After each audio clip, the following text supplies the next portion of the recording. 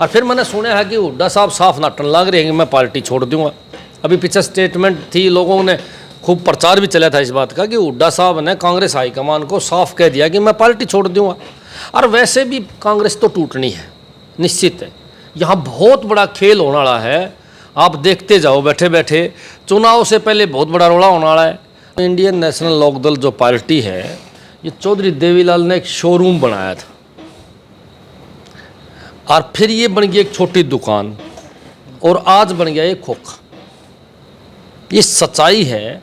जब यह पार्टी टूटी ना, टूटने के बाद में दोनों ही गुट फेल हो गए, चाहे आप जेजेपी लगा लो और चाहे आप आईएनएलडी लगा लो। आज दोनों की दोनों फेल हैं। एक सीट आईएनएलडी के पास है, वो बड़ी मुश्किल से जोर शोर करके बची है, किसानों ने जोर लगाया इसलिए बची है, नहीं तो आईएनएलडी का सौदा साफ हो लिया। और अभी भी कोई ऐसा प्रभाव ग्राउंड पर दिखने नहीं लग रहा जिसे आईएनएलडी अपना चुनाव जीत सके। इसीलिए आईएनएलडी कहने लग रही है भाई हम गठबंधन में जाएंगे। हरियाणा में कई बार मुख्यमंत्री रहे और कई बार एमपी भी रहे और उप मुख्यमंत्री तक पार्टी का जो नेता था वो पहुंचा। बात करें यहाँ पे इंडियन नेशनल लोकदल पार्टी की, आने वाले टाइम में रैली भी है। फिलहाल बातचीत करने खातिर हमारे गैल आम आदमी पार्टी के प्रवक्ता मनोज राठी मौजूद हैं।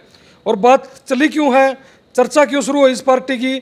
चर्चा हुई शुरू जो इंडिया महागठबंधन भारत देश में बनया है उसका में शामिल होने की जो कवायद है या फिर चर्चाएं चल रही हैं, बहुत जोरों जोरों पे है। और पार्टी के जो दूसरे नेता हैं वो भी परेशान होने लगे इन बातों तय। नमस्कार राठी साहब। नमस्कार जी। बात करी जाओ तो जो इंडिया गठबंधन है उसके अंदर शामिल होने की, यानी कि जो इंडियन नेशनल लोकदल के नेता हैं अभय सिंह चौटाला, एक नेता जो कि गठबंधन का महानेता था, उसके साथ प्रेस कॉन्फ्रेंस करते और एक इशारा देते हैं कि हमें महागठबंधन में शामिल होने जा रहे हैं। देखो अब क्या होगा। वैसे तो मैं बताऊं, महागठबंधन में कांग्रेस है और भी सारी पार्टियां हैं, और उधर से कांग्रेस का भी बयान आने लग रहा है कि भाई हम 10 की 10 सीटों पर लड़ाएंगे। तो अब देखो क्या होगा। बाकी देखो, इंडियन नेशनल लोकदल जो पार्टी है, ये चौधरी देवीलाल ने एक शोरूम बनाया था और फिर ये बन गई एक छोटी दुकान और आज बन गया एक खोखा। ये सच्चाई है। जब यह पार्टी टूटी ना, टूटने के बाद में दोनों ही गुट फेल हो गए, चाहे आप जेजेपी लगा लो और चाहे आप आईएनएलडी लगा लो। आज दोनों की दोनों फेल हैं। एक सीट आईएनएलडी के पास है, वो बड़ी मुश्किल से जोर शोर करके बची है, किसानों ने जोर लगाया इसलिए बची है, नहीं तो आईएनएलडी का सौदा साफ हो लिया। और अभी भी कोई ऐसा प्रभाव ग्राउंड पर दिखने नहीं लग रहा जिसे आईएनएलडी अपना चुनाव जीत सके। इसीलिए आईएनएलडी कहने लग रही है भाई हम गठबंधन में जाएंगे। जबकि कांग्रेस से तो हमेशा ही इनेलो ने जो है परहेज करे हैं। और पूर्व की अगर बात करें तो मैं भी इनेलो में था पहले। 2015 मैंने इनेलो छोड़ी थी दिसंबर में। उससे पहले जब हम बात कराया करते तो विरोध प्रदर्शन कराया करते कांग्रेस के खिलाफ, खूब हमने कांग्रेस का विरोध कराया।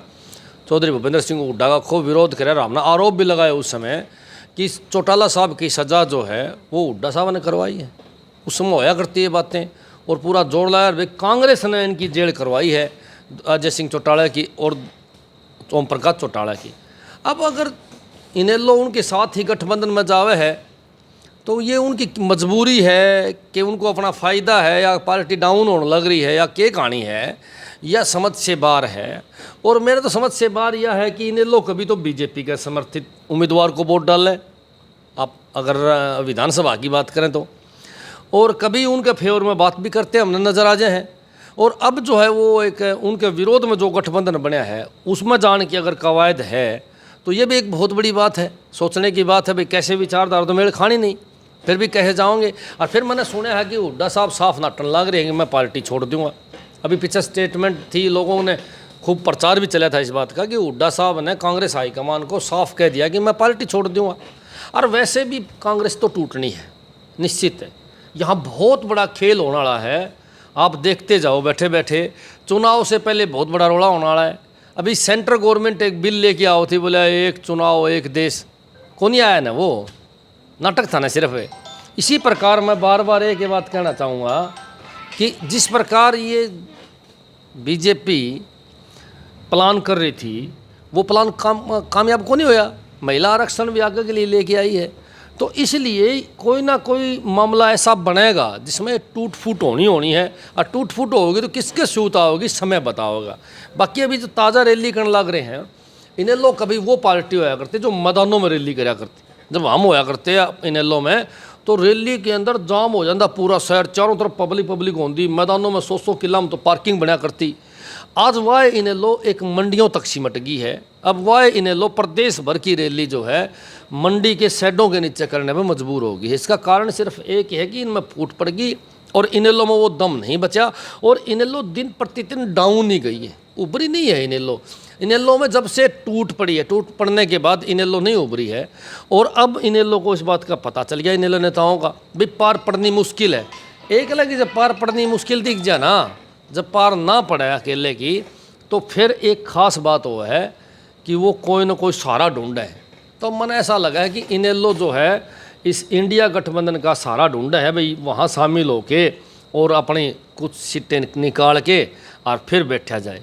अगर मैं तो एक बात ही मानूँ, अगर इनेलो की 10 से 15 सीट आ जाए और बीजेपी का कम पड़ जाए 15 सीट, तो इनेलो बीजेपी के साथ चले जाएगी।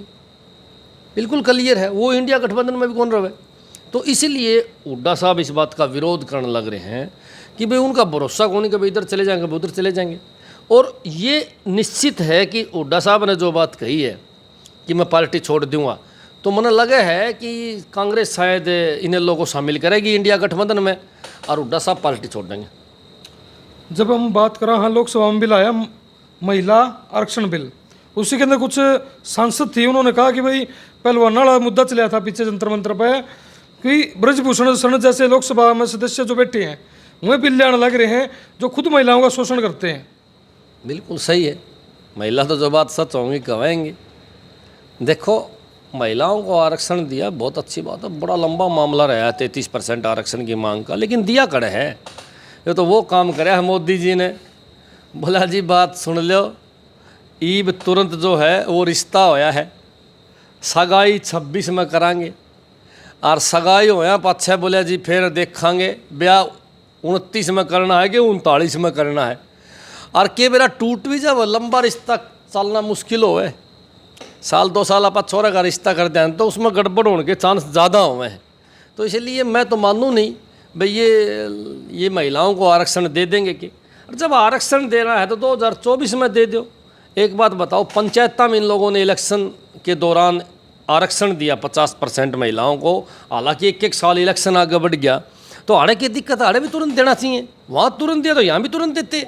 मैं तो बार बार कहूँ कि सरकार की कोई मनसा में गड़बड़ेशन है, सरकार के मैं कहीं ना कहीं पानी में रहे रोल है कहीं ना कहीं, इसीलिए वो लंबा लेके जाने लग रहे हैं। महिलाओं को मन लगे नहीं भाई ये 33% आरक्षण देंगे। महिलाओं का मान सम्मान तो आम आदमी पार्टी करती है। जैसे बसों में सबसे पहले शुरुआत हमने करी कि दिल्ली की बसों में महिलाएं फ्री कर दी, पंजाब की बसों में महिलाएं फ्री कर दी, लेकिन बीजेपी सरकार ने तो कभी महिलाओं का मान सम्मान नहीं करा। हमारे सरकार 2 जगह सरकार है, कोई एक मंत्री पर किसी प्रकार का अगर छेड़छाड़ी का आरोप लग जाए तो मंत्री को पार्टी से बाहर मारा हम उठा के, गलत काम करने वालों को बर्दाश्त नहीं करेंगे। अड़ तो भैया बात सुन ले, 4 सीट दाखिल होगी, फिर भी दोनों के दोनों जो है एक सांसद है एक मंत्री बने बैठे हैं। बेशर्मी वाली बात है, कोई नैतिकता है नहीं, और जिस पार्टी में नैतिकता न हो वो पार्टी लंबी नहीं चलती। इसीलिए बीजेपी तो नू जाओगी। कांग्रेस में फूट है बड़ी भारी, कांग्रेस टूटेगी। आज मेरी बात नोट कर लो आप, चौधरी भूपेंद्र सिंह हुड्डा जो है वो न्यारी पार्टी बनाएगा।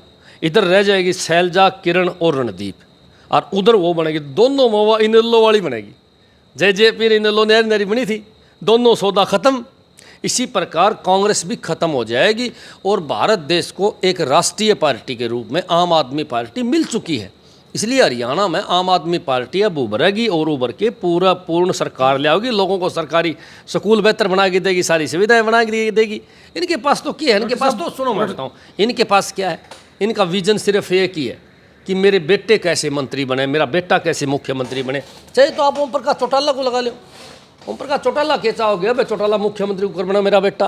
अरे यार देखो बात सुनो, चौधरी ओम प्रकाश चौटाला मुख्यमंत्री ले लिया, चौधरी देवीलाल जी रह लिया, ये सांसद मंत्री रह लिए, एमएलए रह लिए, अब उनको मुख्यमंत्री वाले चाहिए। तड़का इनके छोरे हो रहे उनमें मुख्यमंत्री वाली सीट चाहिए। इसका मतलब तो खानदानी लंबा चला जाएगा। उधर वीरेंद्र सिंह ने सोचा मेरा छोरा मंत्री को कर बनाए, वो नाटक करदा हंड पूरा घराट पाड़ रखे उसने। इधर चौधरी भूपेंद्र सिंह हुड्डा जो कांग्रेस में लड़ाई लड़न लग रहे हैं, अंदरूनी जो लड़ाई लड़न लग रहे हैं, वो आपकी लड़ाई नहीं लड़न लग रहे, वो दीपेंद्र हुड्डा की लड़ाई लड़न लग रहे हैं। भाई दीपेंद्र हुड्डा जो मेरा बेटा है वो मुख्यमंत्री कैसे बने? मैं तो कहूँगा देखो, खानदानी राज चाहे कोई भी हो, खानदानी राज जो करने वाले लोग हैं वो जीवन में मार खावे ही। बता भाई बात सुन ले, जिसका बेटा ने ये भी पता है नहीं संघर्ष क्या चीज़ हुआ है, और वो लोग फिर कुर्सियों में बैठ जाएँ तो क्या फैसला करेंगे? अरे मैं कहूँ साधारण आदमी प्रदेश में मंत्री बनने चाहिए, साधारण आदमी विधायक और साधारण आदमी मुख्यमंत्री बनना चाहिए। उसको पता हो नीचे वाला की भाई किस आदमी को क्या तकलीफ है, किसान को क्या तकलीफ है, मजदूर को क्या तकलीफ है, रेडियो वाला को क्या तकलीफ है, रिक्शा वाला क्या तकलीफ, जड़ का पता है।